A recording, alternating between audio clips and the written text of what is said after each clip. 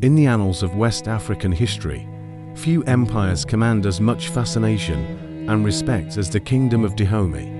Emerging from the diverse tapestry of the Fon people, this powerful state carved a formidable legacy through military prowess, sophisticated governance, and a complex, often brutal, economic system. From its humble origins to its eventual confrontation with colonial powers, the story of Dahomey is one of ambition, innovation, and unwavering strength. It is a narrative dominated by powerful kings, a unique all-female army, and a society built on principles of conquest and control. Join us as we journey back in time to explore the rise of the Dahomey Kingdom, a civilization that left an indelible mark on the continent and the world.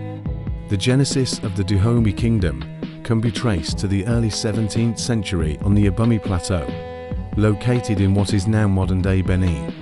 The region was populated by numerous Aya and Fon-speaking groups, often living in small, competing chiefdoms.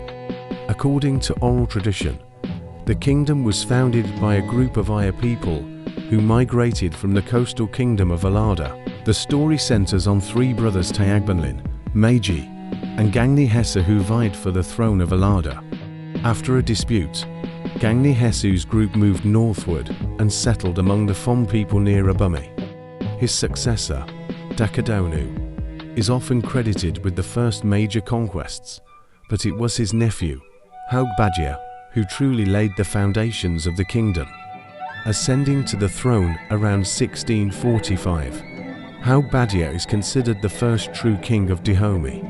He established the royal capital at Dahomey, building a palace and instituting the core principles of Dahomeyan law and custom. His reign marked the beginning of a deliberate policy of expansion and centralization. Haugbadia decreed that the land belonged to the king and that the kingdom must always be made greater.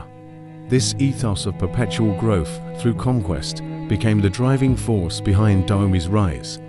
By absorbing neighboring Fon and Aya groups, Haugbadia and his successors forged a unified state from a mosaic of disparate peoples, creating a new, singular identity, Dahomeyan. The government of Dahomey was a highly centralized absolute monarchy, with the king, or a Hosu, holding supreme authority.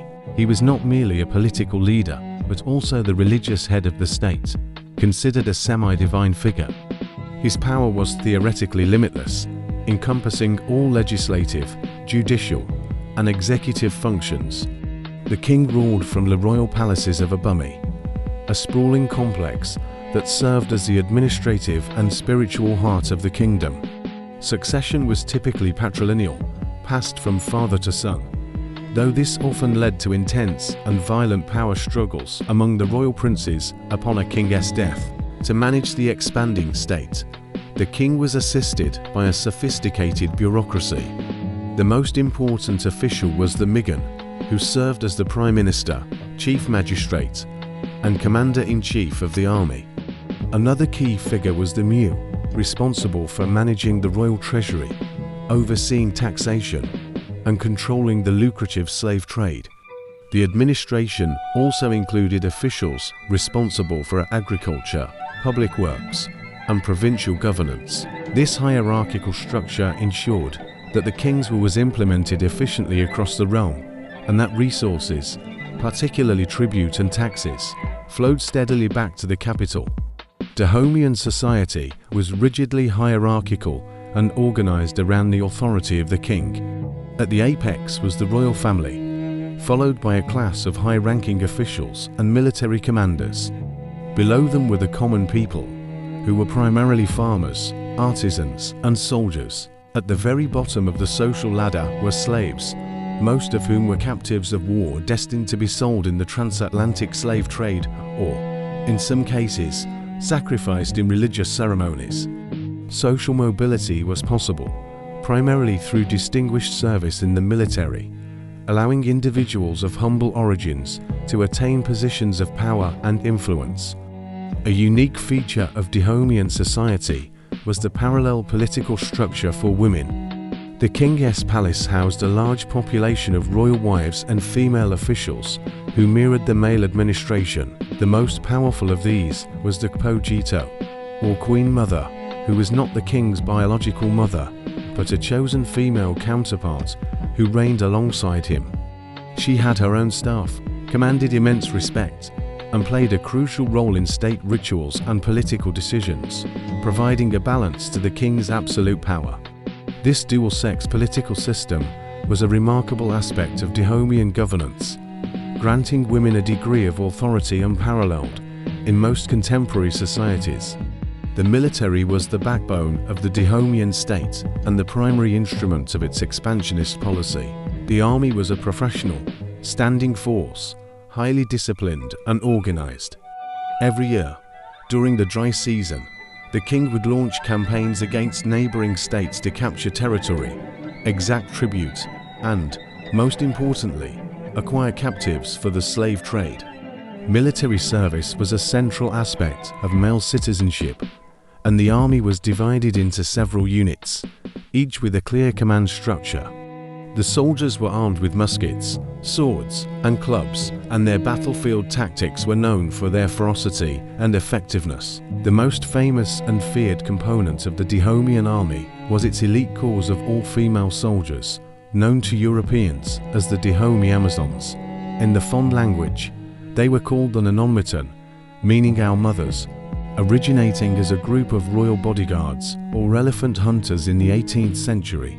Their numbers and role expanded significantly under King Ezo in the 19th century. These women were officially married to the king, which made them celibate, and they dedicated their lives to military service. They underwent rigorous physical training, learning to endure extreme pain and hardship, and were instilled with a fanatical loyalty to the king. The Nonmitan were organized into different regiments, including huntresses, riflewomen, and archers, and they often served as the vanguard in battle, leading the charge against the enemy.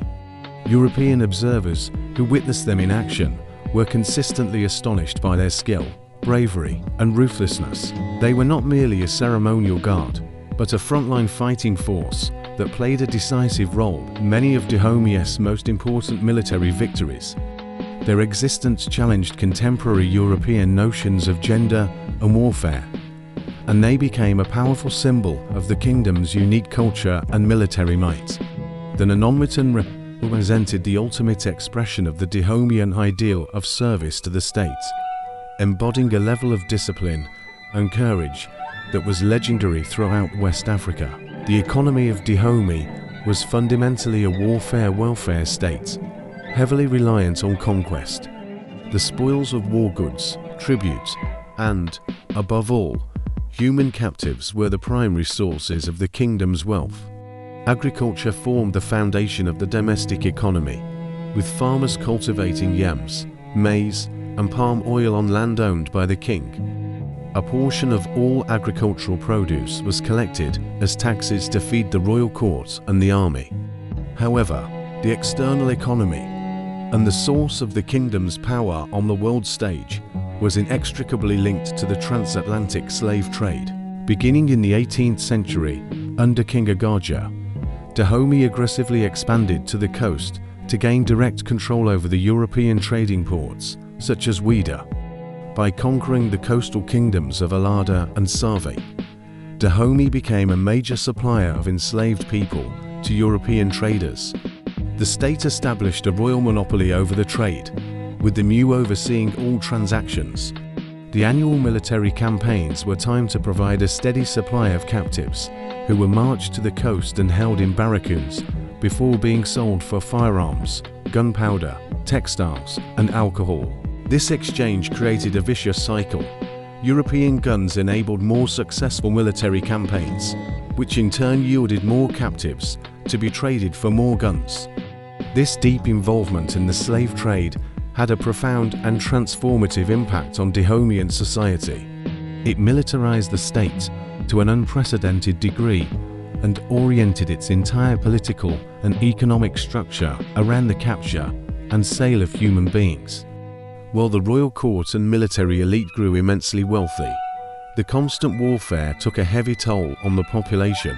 By the mid-19th century, as Britain and other European powers began to suppress the slave trade, Dahomey faced an economic crisis. Under King Ezo, the kingdom attempted to transition its economy towards the export of palm oil, a policy known as legitimate commerce. However, the slave trade continued on a smaller scale, and the kingdom's economic foundation remained precarious. The legacy of the Kingdom of Dahomey is complex and contested. On one hand, it is remembered as a powerful, highly organized African state that resisted European encroachment for centuries. Its sophisticated political structure, rich cultural traditions, and the remarkable institution of the Nonmatern are sources of pride and fascination.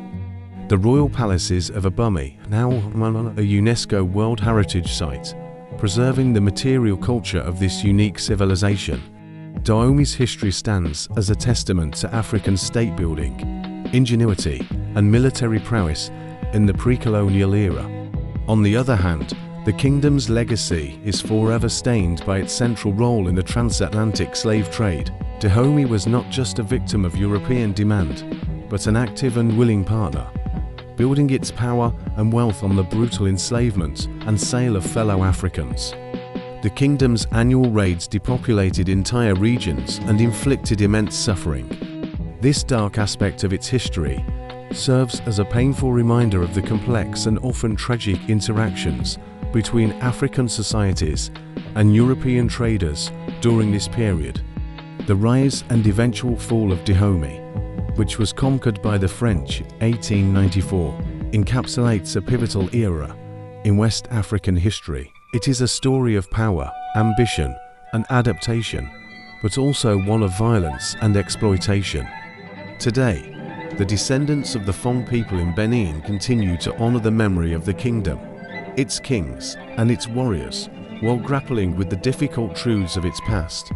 The enduring legacy of Dahomey challenges us to look beyond simple narratives and to understand the intricate and often contradictory forces that shaped the history of the continent.